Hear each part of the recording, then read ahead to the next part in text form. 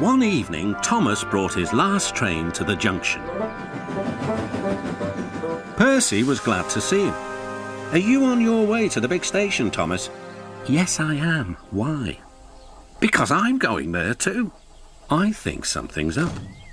Toby looked at the sky. "Where?" "Not up there, down here," laughed Thomas. "How can something be up when it's down?" Thomas was too excited to explain. "Bust my buffers, look over there." Mavis, Boko, Bill, Ben, Donald, Oliver and Douglas paraded past. "Good evening, you three," whistled Donald. "Aren't we all a fine sight?" "Very splendid indeed," admired Toby. "We're sorry we can't stop. The Fat Controller wants us all together at the station." "What is this about?" asked Thomas. "The Fat Controller has a plan," answered his driver. "Come on." So they followed the other engines to the big station at the end of the line.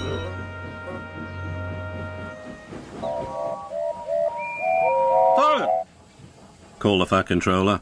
"I have an important letter to read from a little girl who is 5 years old." "Dear Thomas and all the engines, please can I meet you? My friends say they would like to meet you too. You could come to my house for tea, but my mummy says there aren't any railway tracks to my house. Can you come to the station instead? Thank you very much." "It seems," continued the Fat Controller, "that there are many girls and boys who would like to meet you. Therefore, we are all going to the big city far away." "Hooray, hooray!" the engines whistled. "Silent!" called the Fat Controller. "Other engines will be working here while you are away, so please show them what to do." As Annie and Clarabelle were going to the big city too, Thomas and Oliver practiced with some other coaches.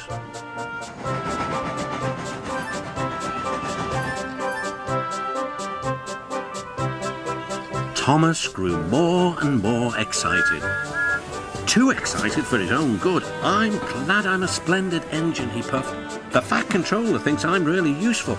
I had a race with Bertie once. I whooshed through the tunnel and stopped an inch from the buffers." Then Thomas made his mistake. "Just like this," he boasted.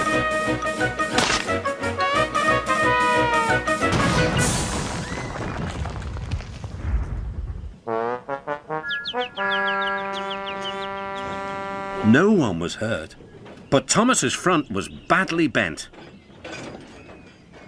They telephoned to the Fat Controller. "I'll send up the workmen," he said. "But if they can't mend Thomas in time, we'll have to go to the big city without him." Poor Thomas. 8 o'clock next morning. The engines waited at the junction. Toby and Percy were each on a truck, and Duck had pushed them into place behind Edward. Gordon, James and Henry were waiting to lead off. They whistled impatiently. The Fat Controller looked at his watch. "I'll wait one more minute for Thomas, then we have to go."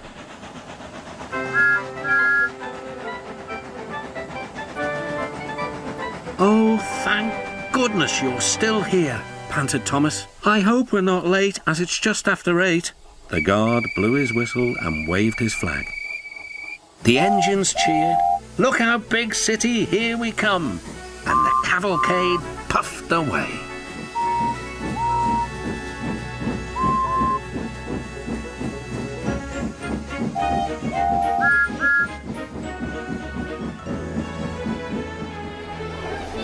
Later in the big city, all the engines were lined up in a splendid shed. The children were delighted to meet their friends. "I'm glad the little girl wrote to us," whispered Thomas to Percy. "Isn't it wonderful what happiness a letter can bring?"